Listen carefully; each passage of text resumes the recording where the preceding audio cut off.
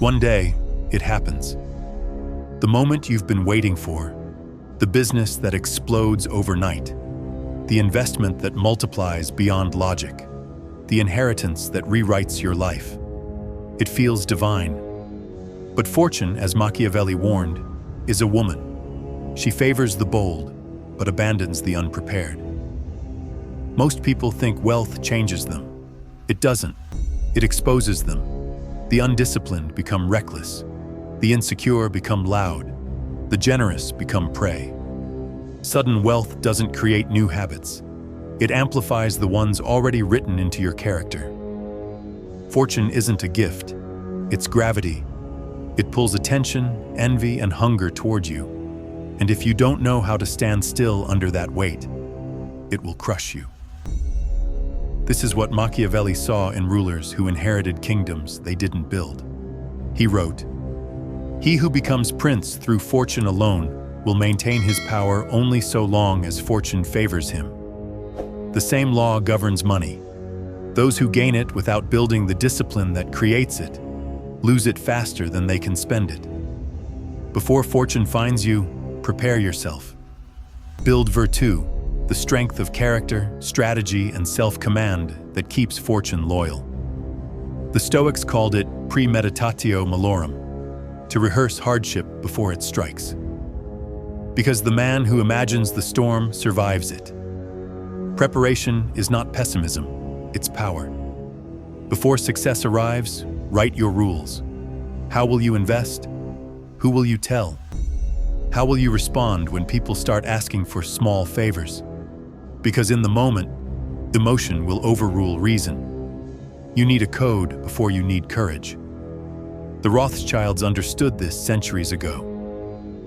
Long before they were the wealthiest dynasty in Europe, they practiced concealment and structure. 5 brothers across 5 cities, Frankfurt, London, Vienna, Naples, Paris, operating as one invisible organism. They didn't display wealth, they designed it. They financed kings and wars through private letters and coded couriers. No one could trace their power directly to them. They ruled invisibly. And that's why they lasted centuries longer than the empires they funded. Their fortune didn't rest on chance. It rested on foresight. That's the law before all laws. Prepare before fortune arrives, or she will abandon you mid-dance. The shield of power. The moment you get rich, people don't see you. They see possibility. To them, you become a story they want to rewrite. And every time you speak, they edit it in their favor. That's why the first rule of sudden wealth is silence. Not moral silence, strategic silence. The fewer people know, the longer your fortune lives. Jack Whittaker, an American who won $315 million in the Powerball lottery, learned this the hard way. Overnight, he became a celebrity. He gave away cars, houses, checks. He walked into strip clubs tossing cash. The public adored him until they devoured him. Within 4 years, his wife left. His granddaughter died of an overdose, and he lost nearly everything. "I wish I'd torn up that ticket," he said later. Contrast that with the Rothschilds. No interviews, no flamboyance, no declarations. They let their systems, not their voices, build empires. Machiavelli would have smiled at that. Visibility breeds envy. Envy breeds enemies. In the psychology of power, attention equals exposure. Behavioral researchers call it the spotlight effect. The more you think you control attention, the more vulnerable you become to manipulation. Silence breaks that loop. The world teaches you to flaunt success. Machiavelli teaches you to disguise it, because what they can't see, they can't attack. Law 2, structure over ownership. Silence hides you, structure protects you. Most people think control comes from owning things. The truth? The more you own, the more you owe. To taxes, to creditors, to public curiosity. Power doesn't come from possession. It comes from control through layers. The Medici family mastered this centuries before corporate law existed. They controlled Florence not by crowns, but by contracts. They built banking houses across Europe, each managed by relatives or loyal allies. Through letters of exchange, they moved gold invisibly. The Pope owed them money, monarchs courted their favor, and yet the family itself appeared modest. They owned little in their own names, but through intermediaries, they ruled an empire. That is financial camouflage, to influence everything while appearing to own nothing. Today, the same principle applies. The wise don't buy assets. They build systems that hold them. A trust that conceals your name. A holding company that shields your assets. Professionals who handle your affairs while you appear ordinary. Real wealth isn't loud. It's legally invisible. And yet, structure isn't paranoia. It's design. When Machiavelli wrote that a prince must build fortresses not of stone, but of strategy, this is what he meant. Power that can be traced is power that can be taken. Law 3, momentum over comfort. Silence shields you. Structure sustains you, but if you stop moving, both will rust. The greatest danger of sudden wealth isn't greed, it's comfort. Machiavelli warned that idleness makes men soft. Modern neuroscience agrees. The dopamine system is built for pursuit. When the chase ends, the brain starts decaying inward through boredom, anxiety, and self-destruction. Look at the men who kept building long after they didn't have to. Jeff Bezos, still working 16-hour days decades after Amazon conquered retail.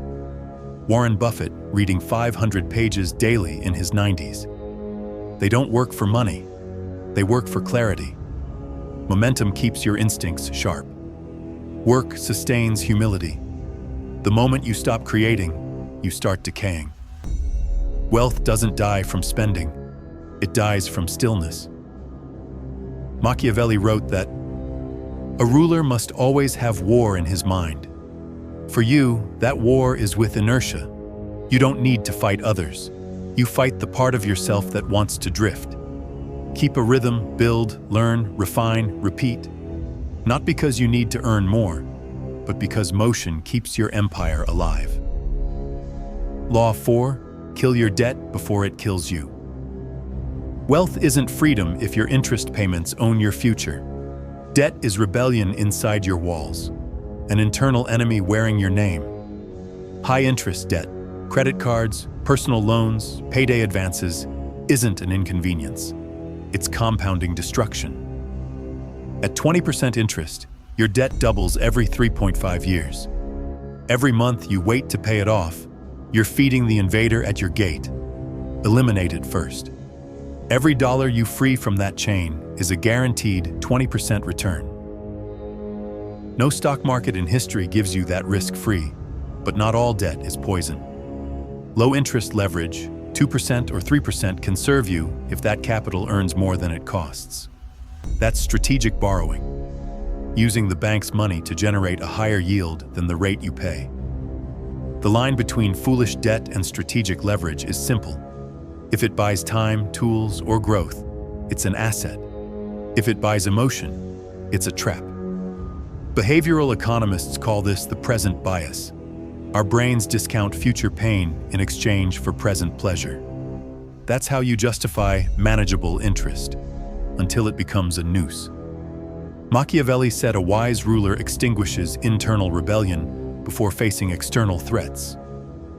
Debt is that rebellion. Kill it early, or it will dictate your policy from within. When your debts are gone, your mind quiets. You start thinking like a sovereign, not a servant. You stop reacting to bills and start designing your future. And that's when the next challenge begins. Not from banks, but from people. This is Law 5, mercy with boundaries. When you rise, the world around you begins to measure itself against you. Friends, family, even lovers. They start rewriting history in their minds. You were lucky. You owe me. You wouldn't have made it without my help. It's not malice. It's human nature. Psychologists call it self-serving bias. We rewrite stories to protect our egos from envy. At first, the requests are small. Could you lend me a little until next month? Can you invest in my business idea? It feels harmless. You say yes once or twice because you don't want to seem cold. But every yes creates expectation. Every gift erodes authority. You become the empire funding everyone else's rebellion. Machiavelli warned, a prince should inflict one decisive harm rather than many small ones. Say no once, clearly, firmly, finally. Because small harms repeated daily will bleed your empire faster than a single wound.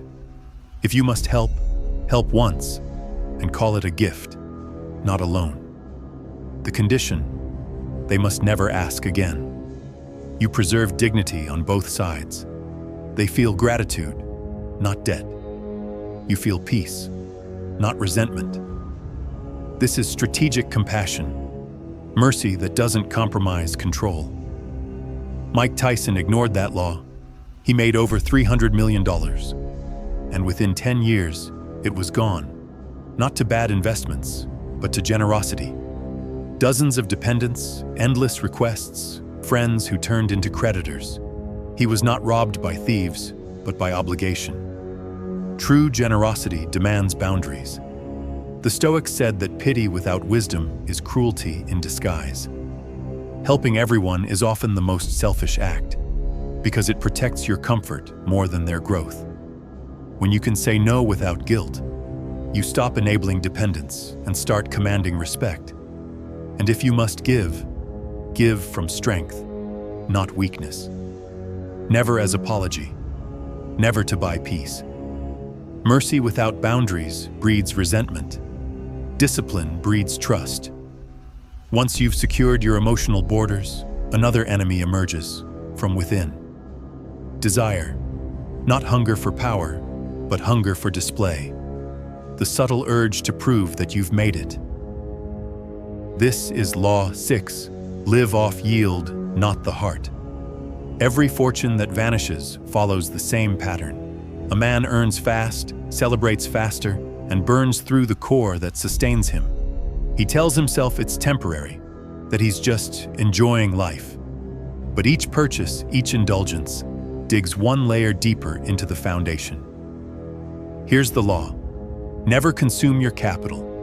Live off your yield. Your money is a kingdom. The principle is the heart of your empire, the soil that feeds it. The yield, the interest, dividends, rents, is the harvest. Eat from your borders, not your heart. Do the math. If you spend $200,000 a year, you need around $5 million invested at a 4% yield to live indefinitely without eroding your capital. That's your freedom number. Protect it like a crown. Because every time you touch the heart, your time horizon shrinks. Take the story of a California family who won a lottery jackpot. They bought a mansion, luxury cars, and designer everything. Within 2 years, the home was sold at half price. The bank accounts drained. The money didn't vanish. It was devoured by debt, taxes, and ego. They broke the golden rule. They treated their capital as firewood instead of farmland. Machiavelli would call that building without measure. The wise ruler preserves reserves. The fool burns the kingdom to keep warm for one night. So build systems that let your fortune feed you. Invest the core. Spend the fruit. And if you ever find yourself tempted to reach into the heart, stop. The pleasure lasts a minute. The weakness lasts years. Once your capital is safe, it must be governed. Power without policy collapses under its own weight. This is Law 7, govern like a prince. Wealth is not a trophy, it's a territory. Every dollar is a soldier, and a wise ruler doesn't send soldiers to wander. He assigns them purpose. Divide your fortune into 5 realms. Growth, equities, 40–50% of your total wealth. Broad, diversified funds. These are your army's expanding borders. Over decades, they yield around 8–9% annually. Defense, bonds, 20–25%. They don't win wars, but they preserve peace. Average yield 4 or 5%, steady in chaos. Land, real estate, 15–20%. Tangible assets that provide rent and appreciation. The Medici anchored their empire in property. Men forget the death of their father sooner than the loss of their inheritance. Speculation, crypto, venture, 5–10%. These are your scouts. Risky but bold. They explore new ground, never lead the army. Treasury, cash, liquidity, 10%. Your emergency reserve, earning 4 to 5% in high-yield savings or short-term treasuries. This is your calm, your dry powder when others panic. A balanced kingdom like this yields around 6–7% annually. On $5 million, that's over $300,000 in income. Your life fully financed by structure, not chance. The Rothschilds mastered this balance centuries ago. They lent to kings, funded wars, diversified across nations. When empires fell, their capital stood. Because their system didn't depend on a single market, it depended on structure. They didn't bet, they governed. Modern investors make the same mistake rulers once made. They confuse activity with control. They gamble, chase trends, call it strategy. But the man who governs his capital through discipline, not emotion, becomes untouchable. Machiavelli taught that the strength of a state lies in its institutions, not its ruler. The same applies to your fortune. The system must outlive the man. So govern your wealth as a state, not a spree. Design it once, review it often, and never let greed rewrite your constitution. Now your fortress stands. Debts gone, boundaries drawn, capital working. But even kings fall when storms arrive. Panic doesn't care about systems. It tests composure. And that's where the next law begins. The art of calm, the secret weapon of every dynasty that outlived its age. The quiet crown and the final test. When the empire stands and your wealth obeys structure, a subtler threat appears. The storm inside. Markets rise and fall, alliances shift, and fear sweeps through crowds like wildfire. But the prince who endures doesn't fight the chaos. He waits. This is Law 8. Liquidity is calm. Cash is patience made visible. It's not laziness, it's control. While others panic, the liquid man acts. During the 2008 crash, Warren Buffett sat quietly on billions in cash. When everyone else sold in fear, he bought America at a discount. He wasn't lucky, he was liquid. Behavioral economists call this the scarcity trap. When people lack liquidity, their minds contract. They make poor decisions, overreact to losses, and sell strength to buy safety. Liquidity breaks that psychology. It is your ability to breathe when the market suffocates. Machiavelli called prudence the highest form of courage, to prepare for storms while the sky is clear. Keep at least 6 to 12 months of living expenses untouched, in instruments that yield 4 to 5%. That fund is not for spending, it's for serenity. When you can buy panic while others sell peace, fortune becomes your servant. Liquidity isn't about hoarding, it's about timing. Cash buys you patience, and patience buys power.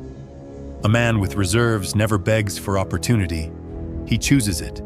The next enemy wears gold. After silence, structure, discipline, and calm, comes the desire to prove. To show the world you've made it. This is Law 9, restraint, the art of still having more to lose. The world teaches performance. Flash the car, the watch, the view. But every performance invites an audience, and every audience demands an encore. The louder your wealth, the shorter your reign. Luxury is not evil, it's exposure. The Stoics warned that uncontrolled pleasure becomes dependence. Machiavelli saw rulers who built monuments for vanity while their armies starved. In both cases, display replaced defense. By beauty, not spectacle. A home that restores you, not one that photographs well. A watch that reminds you of time, not status. Set a fun fund, a defined amount for guilt-free joy, and protect it with the same discipline you protect your portfolio. Beyond that, every purchase must serve identity or purpose. The difference between class and consumption is intention. Look at Keanu Reeves, rich, admired, yet humble enough to ride the subway in silence. He doesn't prove wealth, he embodies control. True luxury is freedom from performance. And now, the final transformation. Law X, legacy. Invest in what outlives you. Money without meaning decays into noise. The Medici built banks, yes, but they also built cathedrals, universities, art that shaped the soul of Europe. The Rothschilds funded science, railways, and diplomacy that lasted centuries. They didn't just accumulate, they architected civilization. Modern psychology calls this generativity, the instinct to create something that survives the self. Without it, wealth turns to vanity. With it, it becomes destiny. Ask yourself, what survives when you don't? A foundation that educates? A company that employs? A philosophy that frees? Legacy isn't about being remembered. It's about remaining useful. Your fortune is not the monument. It's the tool. A means to extend the order you built into a world that would otherwise forget it. Machiavelli ended The Prince with a call to action. Fortune is a woman. If you wish to master her, you must beat her into submission. The modern version is quieter. Build so wisely that even fortune bends to your system. The Machiavellian action map, philosophy without motion, is theater. Here is your map. 0, 7 days. Go silent. No announcements, no upgrades. Contact your lawyer before your friends.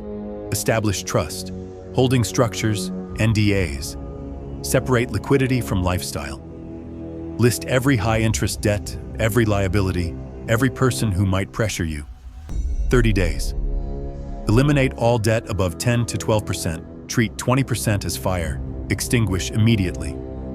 Keep low interest, 2 to 3%, only if it funds assets yielding 6%. Secure insurance, health, liability, property. Write an investment policy statement. Goals, allocation, rebalancing, withdrawal rules. Craft scripts for declining loans and joint ventures. Update your will and beneficiaries. 90 days, divide your assets. 50% equities, growth, 20% bonds, defense, 15% real estate, land, 5-10% crypto or venture, scouts, 10% cash, treasury. Calculate your freedom number. Annual needs X25, design spending only from yield. Set quarterly reviews, allocation, risk, liquidity, ongoing, keep building, work sustains humility. Upgrade slowly, quietly. Invest in ideas, people, and causes that outlive you. Live as if the world watches, but speak as if no one hears. The over-controlled prince. Not every fall comes from arrogance. Some fall from fear. There was once an investor who hid too well, so obsessed with protection that he missed every opportunity that required boldness. His silence became paralysis. His caution became decay. Machiavelli would call it cowardice disguised as prudence, because stealth without action is stagnation, and safety without motion is slow death. The goal isn't to vanish, it's to move unseen. Power is balance, restraint with readiness, invisibility with impact. Before you leave, perform one act to mark the beginning of your empire. Delete a post that screams for attention. Write one promise to yourself, to stay quiet until your strength is stable. Calculate your freedom number, the price of peace. That's where sovereignty begins. Not in applause, but in stillness. In the end, fortune doesn't change you, it exposes you. It doesn't bless, it tests. Those who prepare rule it. Those who flaunt it feed it. So build your fortress, guard it, grow it, And when the world demands to see your crown, let them hear only your silence. If this message struck you, subscribe to Gaka Mindset, where ancient strategy meets modern psychology and power learns to whisper. Stay sharp, stay silent. I'll see you in the next one.